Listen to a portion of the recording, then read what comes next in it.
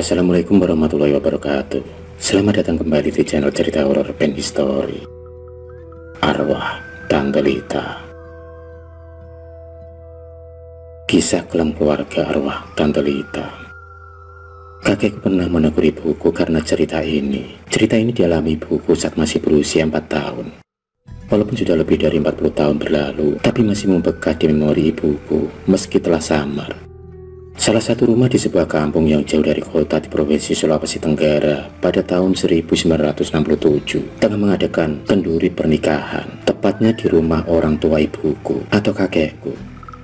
Dan yang melangsungkan pernikahan itu adalah adik dari ayah ibuku. Lebih tepatnya yang menikah adalah tante ibuku yang paling bungsu. Sebut saja namanya Tante Lita.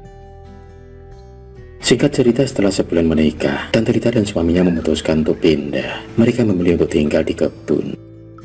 Sekedar gambaran, kebun yang dimaksud adalah sebuah ladang bercocok tanam yang letaknya di hutan sekitar kaki pegunungan dan jaraknya puluhan kilometer dari kampung. Di kebun ini mereka menanam apa saja dan hasilnya dijual ke kota dengan menggunakan jasa angkutan tenaga kuda. Ya, begitulah kehidupan mereka.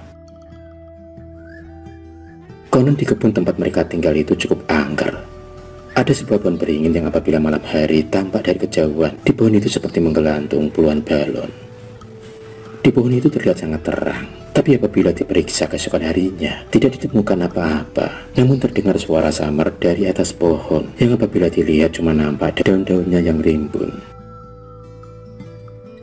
Pernah suatu malam Tante Lita terjaga karena mendengar suara seperti babi.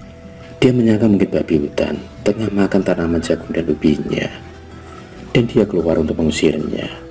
Tapi alangkah terkejutnya karena yang didapati bukan babi, melainkan sesosok makhluk menyerupai serigala dengan mata merah menyala. Hari pun berganti, minggu pun berganti bulan. Tante Lita pun hamil. Tak kala usia kandungan Tante Lita memasuki 7 bulan, Tante Lita sakit parah, dan akhirnya suaminya memutuskan untuk membawanya balik menetap sementara di kampung agar Tante bisa berobat.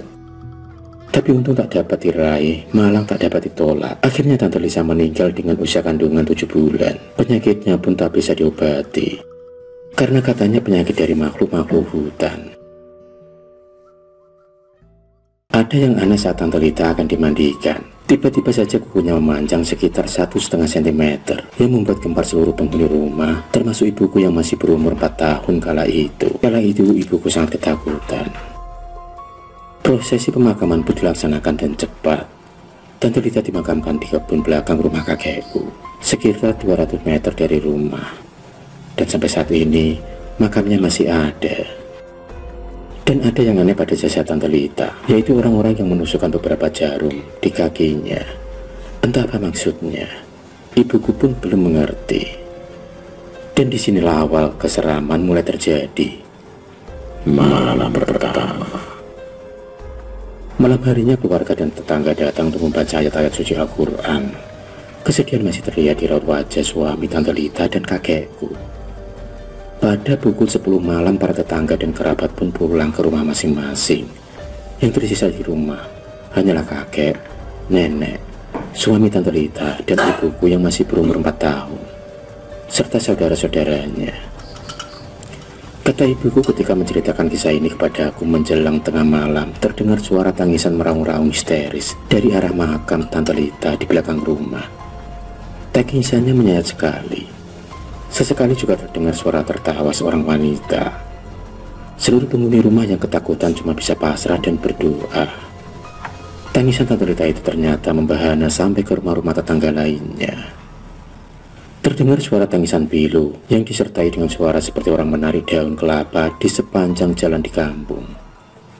Kuntan saja keesokan harinya menjadi gosip hangat di kampung dan membuat warga desa takut keluar rumah di malam hari. Malam kedua. Malam kedua Tante Lita dimakamkan. Tinggal beberapa orang saja yang datang melanjutkan pengajian di rumah kakek. Itu pun pada pukul 9 mereka sudah pamit pulang. Konon kata ibuku, malamnya di dinding rumah kakekku yang terbuat dari papan itu terdengar suara seperti ada orang yang mencakar-cakar dari luar rumah. Menjelang tengah malam suami Tante Lita hendak buang air kecil, maka diraihnya lah lampu tempel. Maklum, waktu itu belum ada listrik masuk desa.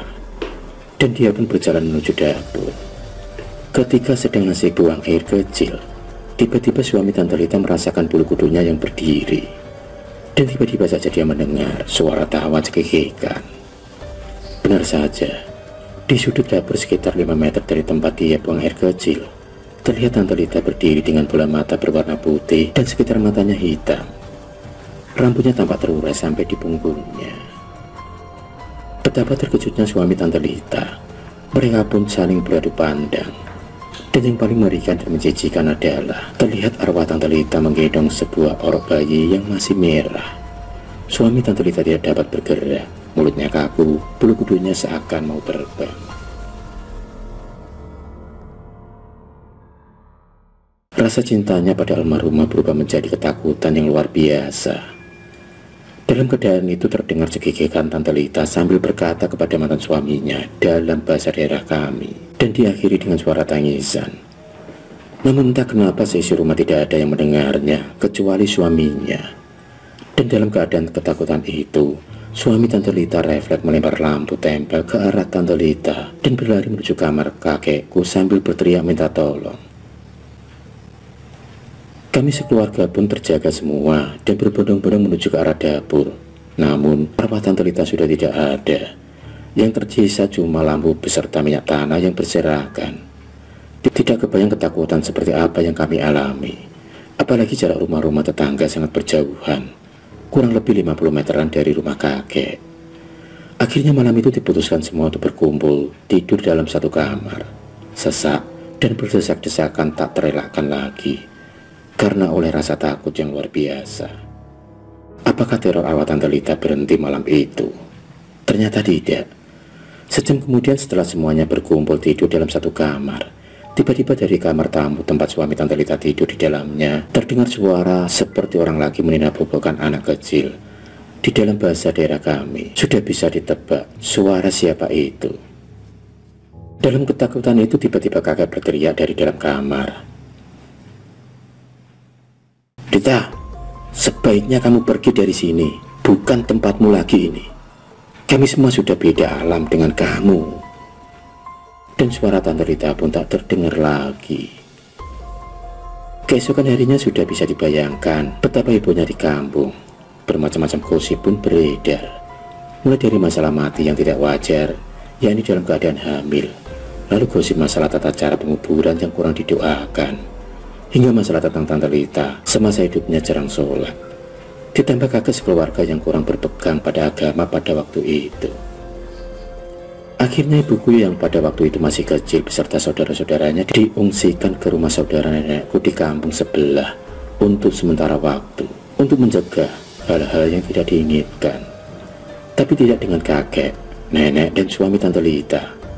Mereka tetap di rumah itu. Orang pintar pun dipanggil untuk memagari rumah kakekku. Maklum, zaman dulu apa-apa pasti diandelin adalah dukun.